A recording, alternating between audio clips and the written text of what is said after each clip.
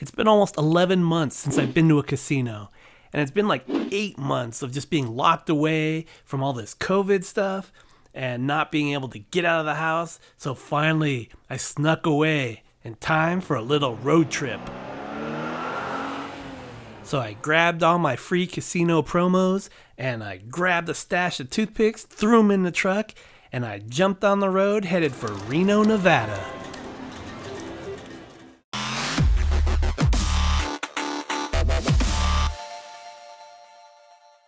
This was the first time heading back to the casino since all the major shutdown. With all the changes that I heard about, wasn't too sure on how this is going to affect the way I play, how I enjoy the game.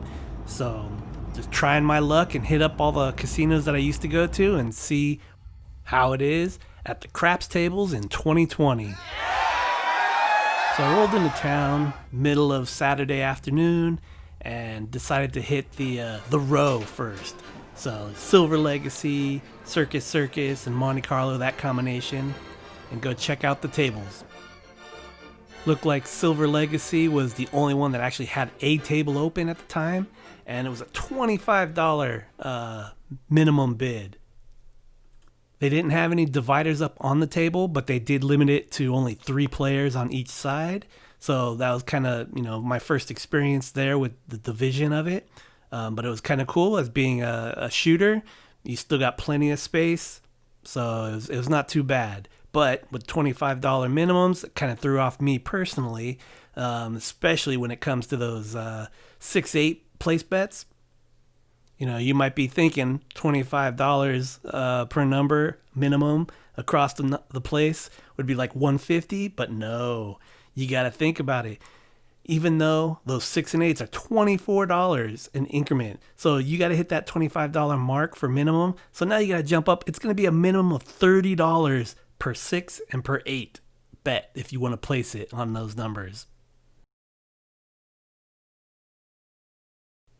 So if you're not used to $25 minimums, this can really throw a wrench into your strategy and wipe out your bankroll really quick if you're not too careful about that.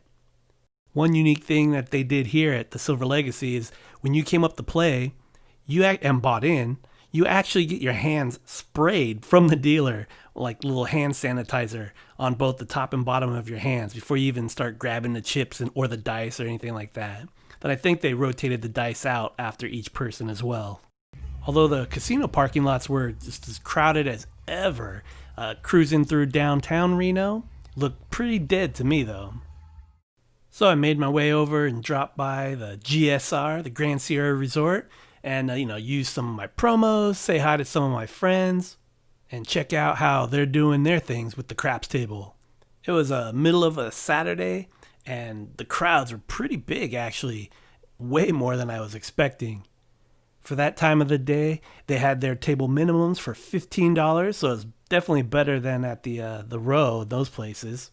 But here at GSR, they had the clear plastic dividers, in between each of the players. So that was a new experience there. So they had 4 people on each side, so a total of 8 people on a 14-foot table. As a shooter from Stick Left 1, I really didn't feel a hindrance with that wall divider in between me and the stick man. It basically only went as far as maybe where the armrest and the chip rail kind of meet. It didn't actually go all the way to the edge of the table. So, your swinging arm really didn't get affected. GSR definitely went all out with these new faucets though. Not only was it for washing your hands, but then even in the same sink, you just put it to the sides and they have built-in blow dryers. For this trip, I ended up staying at the Peppermill Resort, and they usually have 3 different craps tables open on a normal weekend night. Depending on the time of day or in the evening or which day it is, I found it was about $10 to $15 table minimums. On the first day I got there, I noticed they had 2 tables open, and one of them had dividers in between the players, so they had 4 players per side. The other table had no dividers between the tables, but they made you just stand apart, so they only had 3 people per side on the table. The thing different here is that they had this clear plastic divider hanging along the length of the table, like running down the middle of the table. So like if you were in stick left position 1 and you were spitting at the dealer across from you, first or third base dealer, there's a plastic divider between them. But now the big thing is if you're throwing or shooting from either end of the table, now you have this plastic divider running all the way down the middle of the table. So if you throw high, it's likely you might hit this divider. You actually have to stay down the long side on the right or down the long side on the left. You have maybe 3 feet or 2 feet from the table surface, but still you'd have to bend down and just shoot it straight. You have no room to do an arc at an angle across the table at all, or you'd hit the center divider. As a shooter from stick left 1 or stick right 1, you're not necessarily going to hit or worry about hitting this center hanging divider. The problem is it's visually in your way. So as long as you're still shooting straight down the line, like if you're starting your set from the pass line and you're doing, your toss, you're going to hit the back of the flat part of the wall and you're not going to hit this. But it's so distracting trying to avoid these between the sidewall with the mirror and this divider hanging right there. It's just really distracting if you're a focused shooter. So I hung out at the Peppermill some, played roulette on Sunday, made sure to check out the football games at the sports bar, get my video poker action in. Then on the second day I was there at the Peppermill, they started installing the plastic dividers in between the players on that last table. It was my favorite table too. I liked having the open space with only that hanging divider down the middle of the table. But now on that same table, they added dividers between the players, plus they still have that center hanging divider. So now you're in some kind of like twisted maze kind of balancing act to try to twist your arms to shoot just right so it doesn't hit any plastic dividers, and so that you can try to hit that same landing spot consistently. And it was such a challenge. Oh yeah, so I forgot to mention that here at particular Peppermill, their dividers in between the players were a little bit thinner. So, for a bigger shouldered guy, I'm almost touching the walls on both sides. So I already have to turn and pivot from my normal stance. And then also the edge of the dividers protrude past the chip rail, actually a couple inches into the playing field, over the main playing field area. So now if you do any kind of pendulum toss, your arm, your shoulder is going to be already blocked by these plastic dividers, so that it's a major pain in the ass. Thinking back, those conversations where people are saying, how are the casinos gonna change things up and stop these dice influencers? There's always different backings of the wall or table surfaces or size of dice.